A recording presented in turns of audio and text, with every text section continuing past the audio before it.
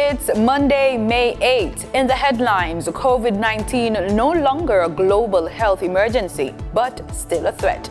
In business news, we take a step into the digital world with young boss Basil Bingham from Addit Digital. Regionally, Barbadians urged to continue protecting against COVID-19. Internationally, King Charles's coronation bringing communities together. And in sports, CG United Super 50 Cup and T20 Blaze tournaments begin this week. This is the news on PBC Jamaica. I'm Simone Absalom Gale.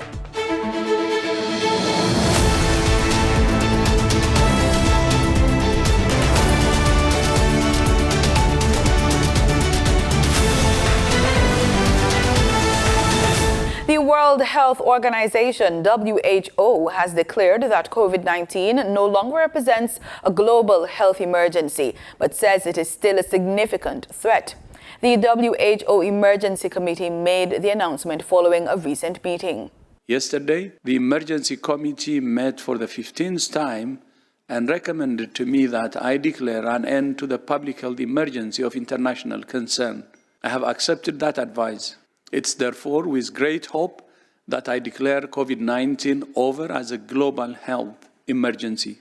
Addressing a media briefing, WHO Director General Tedros Ghebreyesus suggested that COVID-19 virus will become endemic. Last week, COVID-19 claimed life every 3 minutes, and that's just the deaths we know about. As we speak, thousands of people around the world are fighting for their lives in intensive care units, and millions more continue to live with the debilitating effects of post-COVID-19 condition. This virus is here to stay. It's still killing, and it's still changing. The WHO Director General urged countries not to let their guard down, but to maintain safety protocols to protect their populations. He said a review committee will be established to develop long-term recommendations for countries on how to manage COVID-19 on an ongoing basis. According to WHO data, the virus's death rate had dropped from a peak of more than 100,000 people per week in January 2021 to a little more than 3,500 on April 24. The nation's electronic health records system will be fully implemented in 15 facilities by early next year. That's the word from Minister of Health and Wellness, Dr. Christopher Tufton. He told Parliament that $2 billion has been allocated to digitize public health records. 105 health centers across the island will be equipped with ICT infrastructure and Wi-Fi connection through a contract valued at $1.26 billion. We have also signed and started work, a contract valued at $1.26 billion with Cable and Wireless, and we'll see 105 health centers across the island equipped with ICT infrastructure to include network and cabling for internet and Wi-Fi connections, Madam Speaker. These activities are a precursor to the implementation of the rollout of the electronic health record solution in these facilities. The system is based on a philosophy of one patient, one record, and sees the transition to a paperless system for patient records. The system will allow for seamless and collaborative delivery of care. It means, Madam Speaker, shorter transaction time, so less wait, because patient files are not kept in a hard copy file somewhere that sometimes can't be found. It means telemedicine, serving remote areas over long distances where specialists are not available. Madam Speaker, we are creating a modern digital health system for the benefit of the Jamaican people. That's transformation, and the work is taking place. The electronic health records system will facilitate a seamless interface of critical diagnostic imaging that will enable healthcare professionals to see X-rays and CT scans on computers and tablets provided within the facilities. The UK firm Phoenix Partnership is the company contracted to deliver the system. Grade 6 students who are performing significantly and consistently below grade level will be receiving psychoeducational support from the Ministry of Education and Youth. Portfolio Minister Favour Williams says results from a psychoeducational assessment will be used to guide the teaching and learning plans for the new school year. In a recent bulletin, the ministry said that the fully funded support is part of several strategies to close the learning gaps that exist in the education sector. Students will not just be tested to gather the information. Teachers are required to use the data gathered through the observation of students and various assessment scores. Only grade 6 students performing at the grade 3 level or below should be included in the template. Senate passed the Consumer Protection, Validation and Indemnity of Tribunal Act 2023 on Friday. The act, among other things, seeks to validate and confirm the activities of the Consumer Protection Tribunal for a period of 1 year. It also validates and confirms the continuation of the tribunal and the official acts of the members of the tribunal during the period May 28, 2021 to May 8, 2022. Senator Hill said the minister appointed a tribunal pursuant to paragraph 1 of the 3rd schedule of the Consumer Protection Act for a period of 3 years, with effect from May 28, 2018 to May 27, 2021. The bill was passed without amendments. It's for a period of 1 year, not 4 years. What we're asking for, because the tribunal was in fact appointed in 2022, but there was a period of time when they were not appointed. Those acts that they did, which, Mr. President, are two. One was a matter heard before their period expired, but the decision came after the expiration date, and there was only one other item that was heard by them and a decision made by them after the expiration of the period. So this, along with my role, Mr. President, for one item, we are fixing this because I speak as a minister that is fixing it. The legislation seeks to validate and confirm as lawful the purported continuation in office of members of the Consumer Protection Tribunal. This appointment, Mr. President, of the tribunal was published in the Gazette and in accordance with paragraph 7 of the 3rd schedule to the Act. However, after the expiration of its tenure, Mr. President, the members of the tribunal continued in office beyond the 27th day of May 2021 without being reappointed in contravention of paragraph 1 of the 3rd schedule of the Act.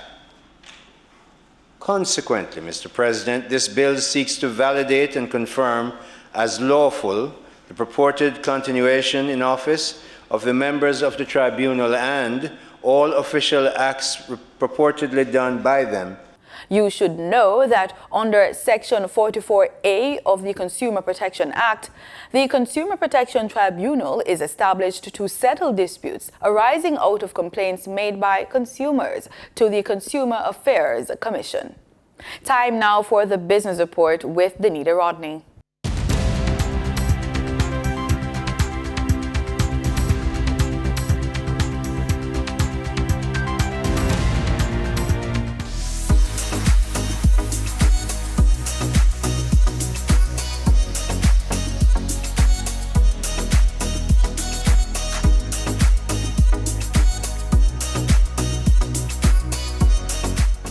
Hi, I'm Basil Bingham, CEO of Addict Digital Limited, and remember, the future is digital. All right, so under the Addict Digital umbrella, we operate in several niches. Upon inception, we decided that we wanted to do cool stuff, create cool experiences. I like to say Addict is an experience company. We create immersive experiences through digital signage solutions and technology. So the core principles of the business were formed upon the idea of immersive experience, creating experience. Say you're doing an expo and you contact Addict Digital to execute your event. We will go above and beyond to ensure that whatever solution we're providing can aid, whether it's through an audio-visual assistant, a virtual assistant, through a human hologram, or some tablet connectivity. I was really excited about doing advertising through digital signage. The idea came from just simply TV placement. And then It felt as though TV would not be enough, especially as a new company trying to solidify ourselves in the space. And we went on to further research, partnerships, and that's where we began, with dabbling with technologies outside of the scope of what we see every day, to ensure that when we work with a client, their product, their brand, whatever the initiative is, the experience is different. It's lasting for the target demographic. We create software for businesses, companies, MSMEs, whether it's website, mobile applications, customize our enterprise software. We do it. We are looking at so many things right now. There are so many opportunities in front of us, with the event sector being back on track, our events operations. We're projecting an uptick for this holiday quarter, per se. On the software side, we're working with a few clients now, building a few solutions, and we're looking at some regional opportunities spanning outside of Jamaica. And of course, as we grow, we're looking to onboard more staff, add additional members to the team, whether it's on the internship level or on a full-time level.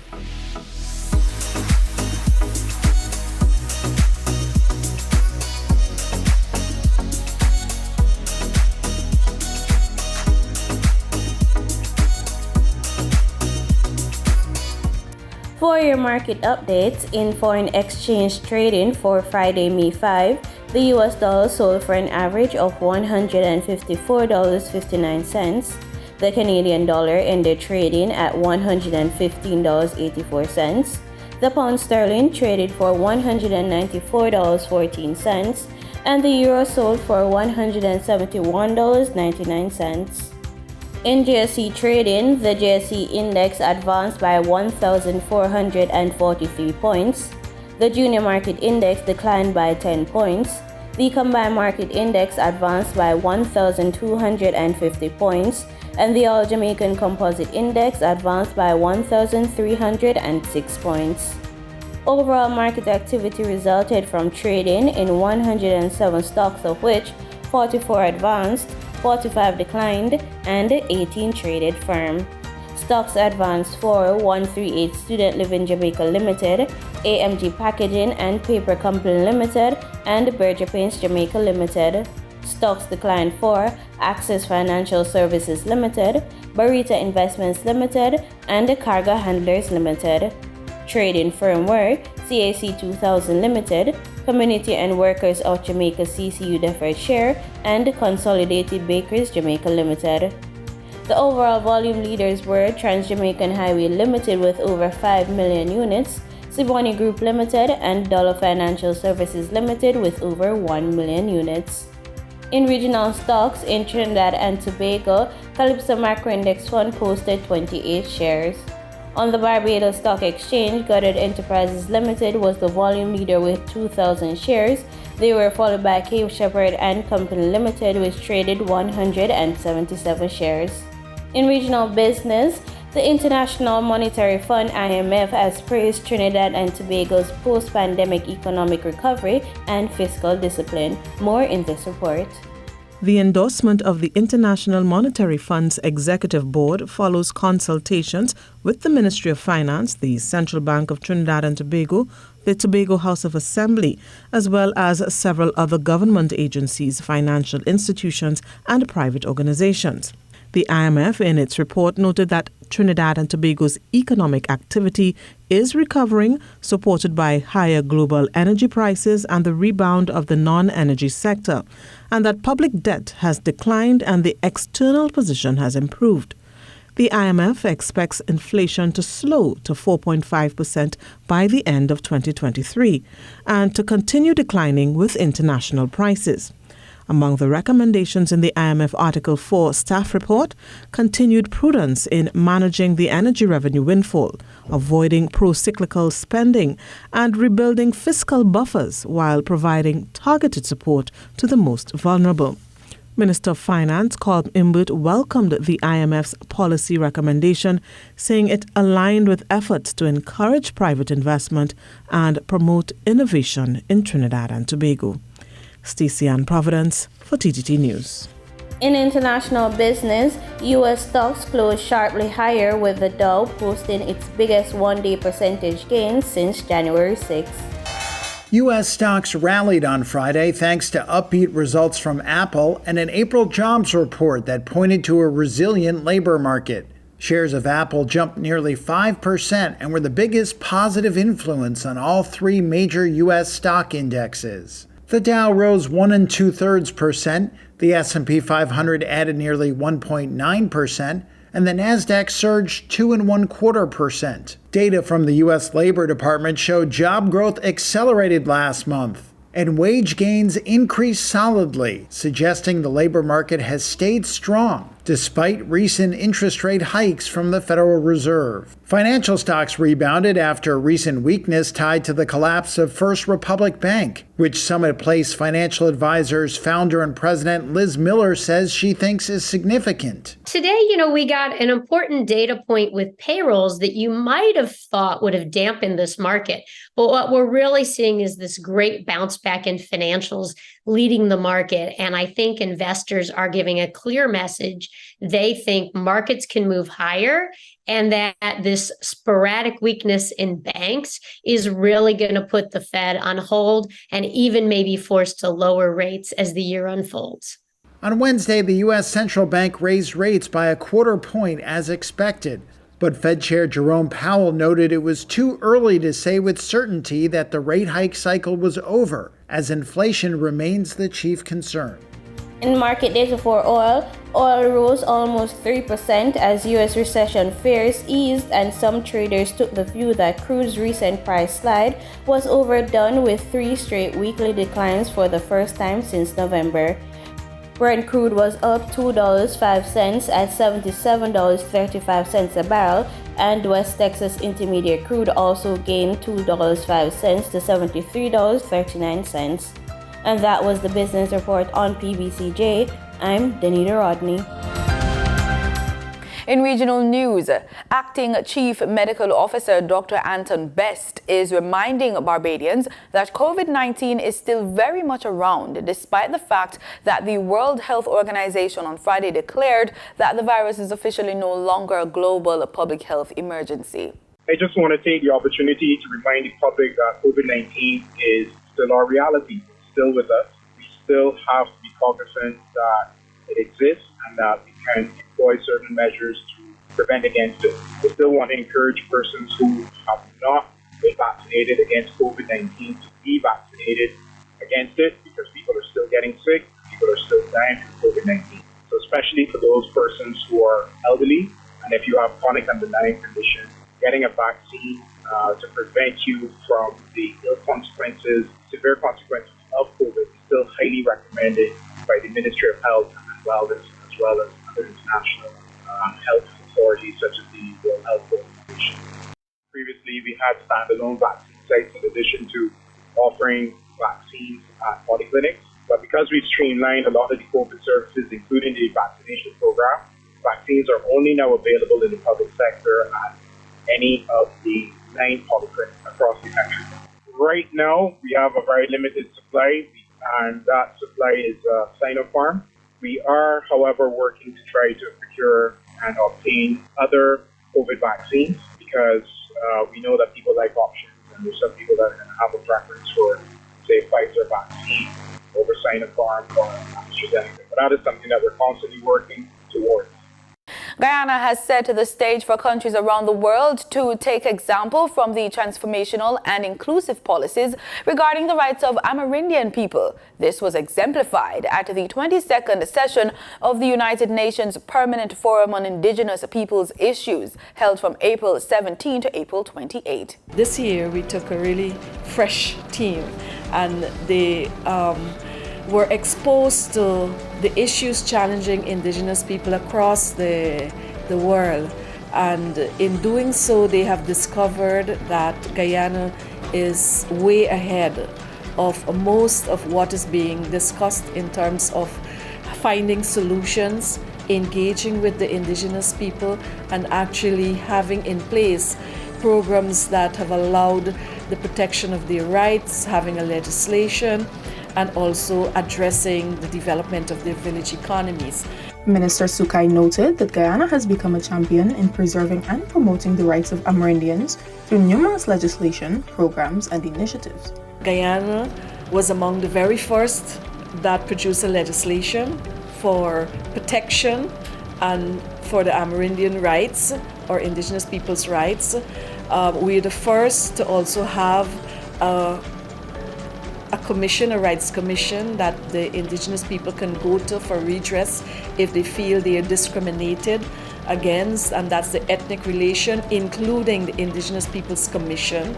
Guyana is also the first country in the world to have a ministry responsible for the affairs of indigenous people, the first to have 99% primary healthcare coverage in hinterland regions, as well as having locals managing these healthcare facilities. Minister Sukai also underscored a number of other areas in which Guyana has made strides in ensuring the development of Amerindian people across the country. We're the first, in fact, to have established a national two-house council. That's a council which is legally mandated by law, where the executive and their members can sit and deliberate for a week on issues that are challenging them. They are able to address that with our government. Since entering office in 2020, government has implemented measures to promote the development of Amerindians. A number of information and communications technology, ICT hubs, have been established across Amerindian villages.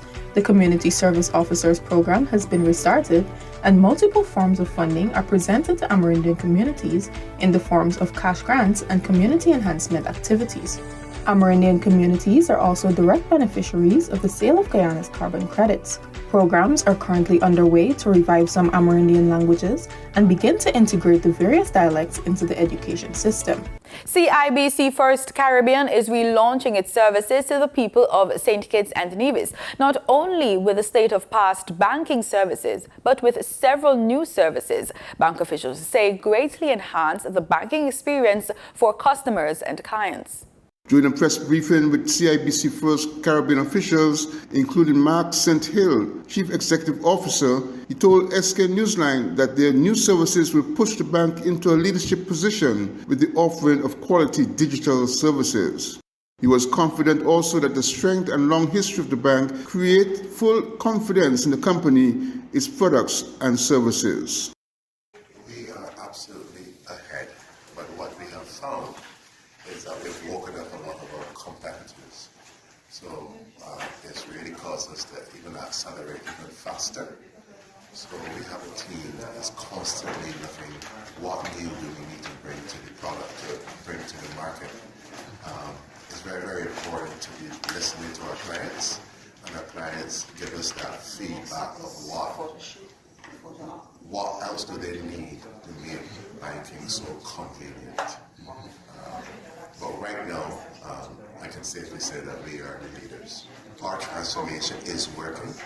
Our last quarter was our strongest quarter in nearly 17 years. And it shows you that we are building a stronger and better bank. So you have a bank that is very strong, its capital base is strong, its technology is superior, it is safe, and it's backed by one of the largest Canadian banks. I think it's the bank of choice. The officials also met with the bank's clients during a 4th May cocktail reception at the St. Kitts Marriott Resort. Glenn Bart reporting for SK Newsline. In international news, tens of thousands of street parties have been taking place across the United Kingdom to mark the coronation of King Charles III. The so-called Big Lunch is also being promoted as a means of bringing communities together. A quiet North Oxford street turned outdoor party venue, one of thousands held across the country to celebrate the coronation Big Lunch. And among the guests, two neighbours who'd both been at Queen Elizabeth's coronation in 1953. Oh, it was wonderful. But I think it was just as wonderful as it was for the people yesterday. I really do. I was being very naughty because I didn't really like the boyfriend who was taking me, but he got me 2 tickets for the coronation. So I suddenly found I was very keen on him. An aptly named pop-up pub kept the drinks flowing, while lunch came from neighbouring kitchens up and down the street. Quite a royal spread for a street known locally to be somewhat Republican in its sympathies. I think it's true to say that there are several Republicans and there are some mixed feelings about the royal toast, but we wish Charles well, and it's a good opportunity to celebrate for all of us. The residents of this street say they've been doing a summer street party every year for nearly 30 years, and that this one is as much about their community as it is about monarchy. But the message from the royal family is that this Sunday is an opportunity for communities around the country to forge closer ties.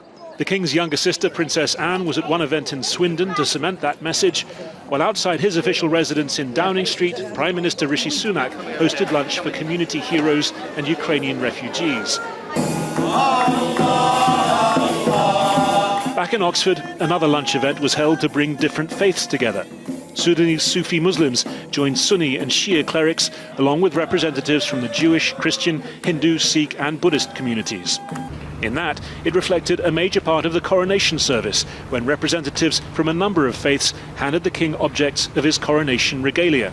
We want a peaceful world. We need to be inclusive and be living as a one single family. And that's what the king has stood for many decades. And so he's brought that to fruition. And it was wonderful. And while coronation quiche had been the officially recognised big lunch recipe, here on the lawn on a sun-dappled Sunday, the coronation biryani was going down a treat. Harry Fawcett, Al Jazeera, Oxford. In sports, the CG United Super 50 Cup and the T20 Blaze tournaments begin today and will continue until May 27. The 6 regional teams have announced their squads to compete in the 5 rounds of 50-over matches in the CG United Super 50 Cup and then 5 rounds of T20 cricket in the T20 Blaze. Barbados is the defending champion of the CG United Super 50 Cup and Jamaica the defending champions of the T20 Blaze. Jamaican Khadija Bunny Shaw has been named the 2022 CONCACAF Women's Player of the Year. She has created history as she is the first Caribbean player to win the CONCACAF Women's Player of the Year. The Reggae girl and Manchester City striker enjoyed a superb year in 2022, 4 years after helping Jamaica become the first ever Caribbean nation to qualify for a FIFA Women's World Cup. And that's the news on PBCJ. You can follow us on our social media platforms at PBCJamaica. Thank you so much for watching. And do remember, we are the People's Station.